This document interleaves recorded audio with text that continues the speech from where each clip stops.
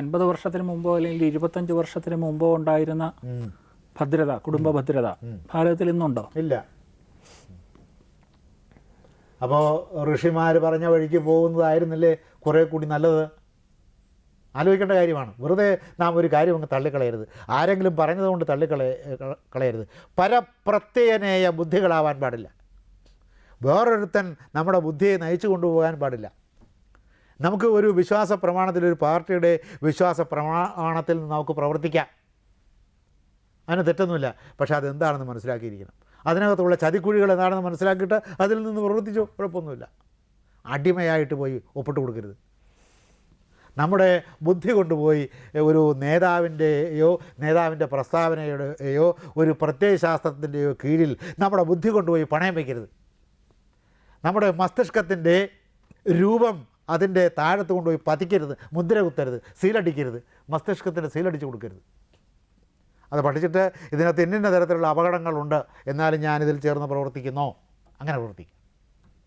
അല്ലാതെ വിശ്വാസത്തിൻ്റെ പരമമായ വിശ്വാസത്തിൻ്റെ അന്ധതയുടെ അന്ധകാരം പേറിക്കൊണ്ട് ഒരുത്തൻ ഒരു പാർട്ടിയിലും, ഒരു രാഷ്ട്രീയ പാർട്ടിയിലായാലും കൊള്ളാം, സംഘടനയായാലും കൊള്ളാം പ്രവർത്തിച്ചെന്നാൽ അത് അന്ധകൂപത്തിൽ ചെന്ന് വീഴുന്നതിന് തുല്യമാണ്. അപ്പോൾ സ്ത്രീ സ്വാതന്ത്ര്യം എന്ന് പറയുന്നത് കേട്ട് നാം എന്നിട്ട് സ്ത്രീ സ്വാതന്ത്ര്യം ഉടൻ വരെയായി. കുറച്ചൊക്കെ ഒരു ചിന്ന ഭിന്നത ഉണ്ടാക്കാനും പറ്റിയെന്നുള്ളതല്ലാതെ എന്ത് സ്വാധീനം ചെലുത്താൻ സാധിച്ചു നമ്മുടെ സമൂഹത്തിൽ? പറയത്തക്ക സ്വാധീനമൊന്നും ചെലുത്താൻ സാധിച്ചിട്ടില്ല. അപ്പോൾ അത് വളരെ ആലോചനാപൂർവം പഠിക്കേണ്ടുന്ന ഒരു വിഷയമാണ്. സ്ത്രീകൾക്ക് സ്വാതന്ത്ര്യം കുറവാണ് എന്ന് നമുക്ക് ബോധ്യപ്പെട്ടാൽ ആ സ്വാതന്ത്ര്യം അവർക്ക് കൊടുക്കണം. ആ സ്വാതന്ത്ര്യം ഉണ്ടാക്കാനുള്ള വഴികൾ ആലോചിക്കണം. ബന്ധത്തിൽ നിന്നുള്ള, രക്തബന്ധത്തിൽ നിന്നുള്ള മോചനമാണോ, നിയമപരമായ ബന്ധത്തിൽ നിന്നുള്ള മോചനമാണോ? വല്ലപ്പോഴും പുരുഷന്മാർ തല്ലുന്ന സ്ത്രീകളില്ലേ? അങ്ങനെയുണ്ട്. പിന്നെ ഇത്തരം കാര്യങ്ങളിലൊക്കെ ഒരു മേൽക്കൈ പുരുഷൻ കാണിക്കുന്നതായിട്ടാണ് പൊതുവെ നമുക്ക് തോന്നുക എന്നേ ഉള്ളൂ. അത് പ്രകൃതിയിലും അങ്ങനെയല്ലേ. അതുകൊണ്ട് അങ്ങനെ കാണിച്ചോളണമെന്നല്ല ഞാൻ പറയുന്നത്. പക്ഷേ ഇതൊക്കെ ആലോചിക്കണം, വളരെ ശാസ്ത്രീയമായി ആലോചിച്ചിട്ട്. അങ്ങനെ സ്ത്രീകൾക്ക് ഒരു അസ്വാതന്ത്ര്യം നിലനിൽക്കുകയാണെങ്കിൽ 33% കൊടുക്കാമെന്ന് പറഞ്ഞിട്ട് എന്തേ കൊടുക്കാത്തത്? എനിക്ക് അഭിപ്രായമുണ്ട് എല്ലാ സംസ്ഥാനങ്ങളിലെയും മുഖ്യമന്ത്രിമാർ സ്ത്രീകളായിരിക്കട്ടെ. എന്താ ചെയ്യാത്തത്? എന്തേ സ്ത്രീകൾ ഇറങ്ങി, ഇപ്പോൾ ഇത്രയൊക്കെ പറയേണ്ട സ്ത്രീകൾ ഇറങ്ങി എന്തുകൊണ്ട് ഈ രാഷ്ട്രീയത്തിൽ വ്യാപൃതരായി പ്രവർത്തിക്കുന്നില്ല, സമർപ്പണ ബുദ്ധിയോട് പ്രവർത്തിക്കുന്നില്ല? പ്രവർത്തിക്കാമല്ലോ. എന്താ പ്രവർത്തിക്കാം? അത് സ്വന്തം മനസ്സിൽ തന്നെ പലപ്പോഴും എനിക്ക് സ്വാതന്ത്ര്യം ഇല്ലാന്നൊരു ബോധം ദൃഢമായി കഴിഞ്ഞു. അപ്പോൾ അതിനെ ചങ്ങല പൊട്ടിച്ച് പുറത്തു വരാൻ പലപ്പോഴും പേടിക്കുന്നുണ്ട്. ജന്മനാവുള്ള അടിമത്തം കൊണ്ട് തോന്നുന്നതാണ്.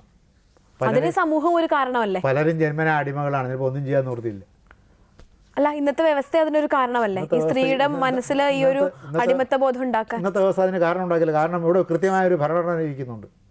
നിങ്ങൾക്ക് അപ്പം തന്നെ കോടതി കേസ് കൊടുക്കാം. അല്ല, ഈ സ്ത്രീയുടെ മനസ്സിൽ ലക്ഷ്മി പറയുന്ന ഒരു അടിമത്ത ബോധം അന്തർലീനമാണെങ്കിൽ ഇന്നിപ്പം ഏറ്റവും വലിയൊരു സാമൂഹ്യ പ്രശ്നമായിട്ട് ഈ വിവാഹമോചനം വളർന്നുകൊണ്ടിരിക്കുന്നു. അതിനെ നെഗറ്റ് ചെയ്യുന്നതല്ലേ ഇത്? അല്ല, അങ്ങനെയല്ല ഉദ്ദേശിച്ചത്. അതായത് ഈ മുഖ്യധാരയിലേക്ക് വരാൻ പലപ്പോഴും സ്ത്രീകൾക്ക് തടസ്സം നിൽക്കുന്നത് ഇത് പലപ്പോഴും സമൂഹത്തിന്റെ പല ഭാഗങ്ങളിൽ നിന്നും അവൾ അനുഭവിച്ചുകൊണ്ടിരിക്കുന്ന ഒരു സ്വാതന്ത്ര്യക്കുറവുണ്ട്. അതില്ലാന്ന് നിഷേധിക്കാൻ പറ്റില്ല. അതുകൊണ്ട് തന്നെ പലപ്പോഴും പുറത്തേക്ക് ഇറങ്ങി വരുമ്പോൾ അതിനെ ചെറുത്ത് നിൽക്കാൻ ഒരു രാത്രിക്ക് ഒറ്റയ്ക്ക് നടക്കാൻ പറ്റുന്നില്ല എന്നുള്ളതാണ്. അതല്ല, പലയിടത്തുനിന്നും നിയന്ത്രണങ്ങൾ പലപ്പോഴും സഹിക്കേണ്ടി വരുന്നുണ്ടാവും. അത് കൂടുതൽ സ്നേഹം കൊണ്ടാണ്, അല്ല വിരോധം കൊണ്ടുള്ള, അടിമത്തം കൊണ്ടുള്ള ഇതല്ല. ഇപ്പോൾ ഞാൻ എൻ്റെ 2 കൈയിലും കുറേ സാധനങ്ങൾ തൂക്കി പിടിച്ചിരിക്കുക. നടന്ന സംഭവം പറയുകയാണ്. അപ്പോൾ വഴിക്ക് വെച്ച് എന്നെ പഠിപ്പിച്ച പ്രൊഫസറിനെ കാണുകയാണ്. അദ്ദേഹത്തിൻ്റെ കയ്യിലൊന്നുമില്ല. ഇവിടെ ഒരു സഞ്ചി കൊണ്ട് ഞാൻ പിടിക്കാമെന്ന് പറയും. ആ സഞ്ചി ഞാൻ കൊടുത്തില്ല. എന്നിട്ട് ബലമായിട്ട് വാങ്ങിച്ച് പിടിച്ചിട്ട് ആ സഞ്ചിയുമായിട്ട് എൻ്റെ വീട് വരെ വന്നു. ആ പ്രൊഫസർ എൻ്റെ അടിമയായോ? എൻ്റെ ചുവട്ടുകാരനായിട്ടാണല്ലോ അപ്പോൾ വരുന്നത്. കാണുന്ന ആളുകൾ എന്ത് വിചാരിക്കും?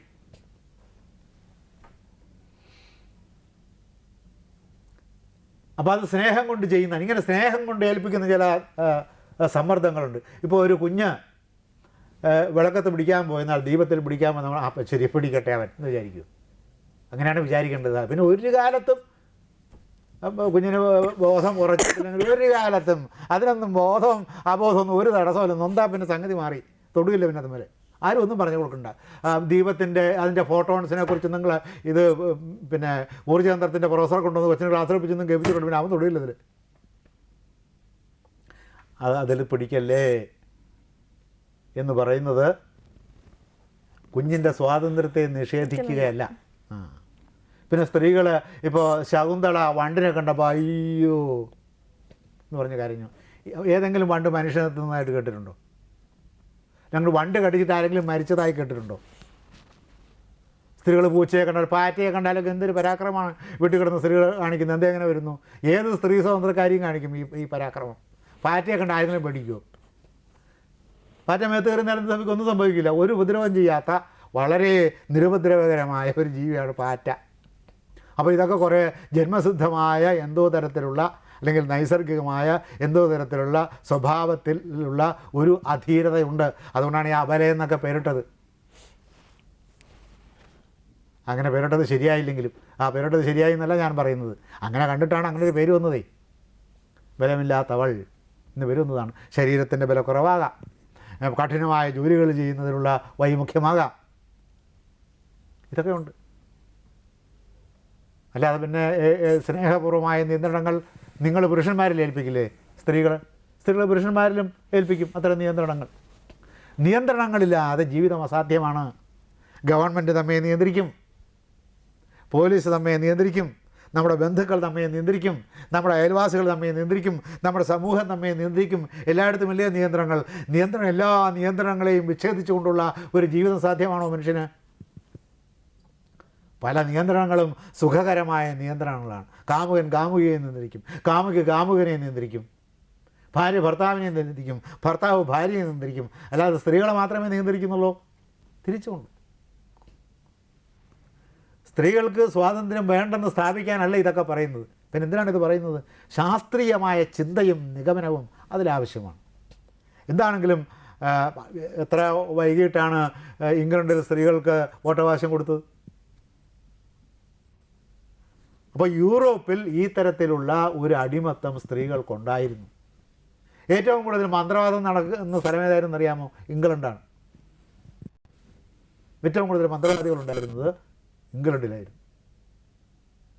അപ്പോൾ അവർ അന്ധവിശ്വാസം എന്ന് പറഞ്ഞാൽ നമ്മെ പഴി പറഞ്ഞെങ്കിലും ഏറ്റവും കൂടുതൽ അന്ധവിശ്വാസമുള്ളവരും ഏറ്റവും കൂടുതൽ യാഥാസ്ഥിതി ഉള്ളതും ഇംഗ്ലണ്ടിലുമാണ്, യൂറോപ്പിലുമാണ്.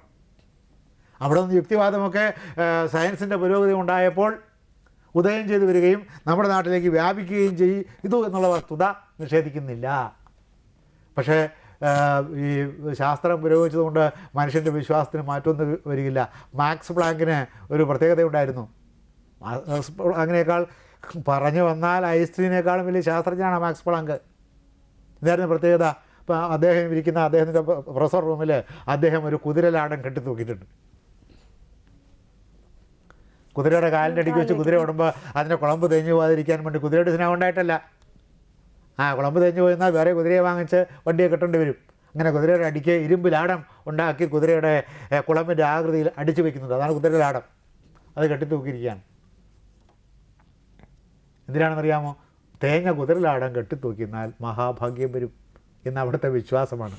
അപ്പോൾ കെട്ടിത്തൂക്കിയിട്ട് ഇഷ്ടം അവിടെ ഇരിക്കുന്നത്, വലിയ സയൻറ്റിസ്റ്റാണ് ഇരിക്കുന്നത്. അപ്പോൾ ഒരു സന്ദർഭം ചോദിച്ചു, അല്ല ഇങ്ങനെ ഇതൊരു അന്ധവിശ്വാസമല്ലേ? അന്ധവിശ്വാസമാണ്, പക്ഷേ ഫലിക്കും.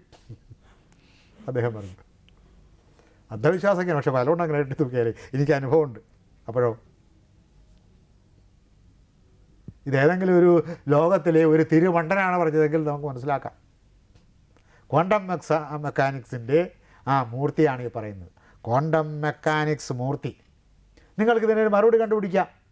ശാസ്ത്രജ്ഞനാണെന്ന് വെച്ചിട്ട് മസ്തിഷ്കത്തിൻ്റെ ഏതെങ്കിലും ഭാഗത്ത് ഒരു അന്ധത ഉണ്ടായിക്കൂടെ? അങ്ങനെ രക്ഷപ്പെടാനുള്ള പഴുതുകളുണ്ട് ഇതിനൊക്കെ. അപ്പോൾ വിശ്വാസങ്ങൾ അങ്ങനെ പോകില്ല. മേധാശക്തി വളരെ ഉണ്ടെങ്കിലും വിശ്വാസങ്ങളുണ്ടാകും, ചിലപ്പോൾ അനുഭവത്തിലും ഉണ്ടാകും. നമുക്ക് അറിഞ്ഞുകൂടാ അതും പ്രപഞ്ചത്തിലെ സംഭവങ്ങളും തമ്മിൽ, ഈ ഇരുമ്പും തമ്മിൽ എന്തെങ്കിലും ബന്ധമുണ്ടോ നമുക്കറിയാൻ പാടില്ല. പ്രപഞ്ചത്തിലെ ഐൻസ്റ്റൈൻ തന്നെ പറഞ്ഞതെന്താണ്? ഞാൻ ഈ ശാസ്ത്രമാകുന്ന സാഗരത്തിൻ്റെ തീരത്തിരുന്ന് ഇത്തിൽ പെറുക്കി കളിക്കുന്ന വെറും ഒരു ശിശു മാത്രമാണ്. പ്രപഞ്ചം അങ്ങനെ കിടക്കുകയാണ്. നമുക്ക് മനസ്സിലാകാത്ത വിധത്തിൽ, നമുക്ക് ഗ്രഹിക്കാൻ വയ്യാത്ത വിധത്തിൽ ദുർഗ്രഹതയുടെ വിസ്തൃതിയായി, ദുരവഗാഹതയുടെ അനന്തതയായി പ്രപഞ്ചം അങ്ങനെ നീണ്ടുവരുന്ന് കിടക്കുന്നു. നമ്മുടെ ഈ കൊച്ചു കണ്ണുകൊണ്ട്, നമ്മുടെ ഈ കൊച്ചു ബുദ്ധി കൊണ്ട്, നമ്മുടെ ഈ കൊച്ചു പ്രയത്നം കൊണ്ട് പ്രപഞ്ചത്തിൽ എന്ത് മാറ്റം വരുത്താൻ സാധിക്കും? വളരെ ചെറിയ മാറ്റം വരുത്താം. എന്നിട്ട് വളരെ വലിയ മാറ്റം വരുത്തിയെന്ന് നമുക്ക് അഹങ്കരിക്കാം. ആ അഹങ്കാരത്തിൻ്റെ ചിതൽപ്പുറ്റിന് പുറത്ത് കയറിയിരുന്നിട്ട് നാം ശാസ്ത്രത്തിൻ്റെ കൊടുമുടിയിലാണ് ഇരിക്കുന്നതെന്ന് നമുക്ക് അഹങ്കരിക്കാം.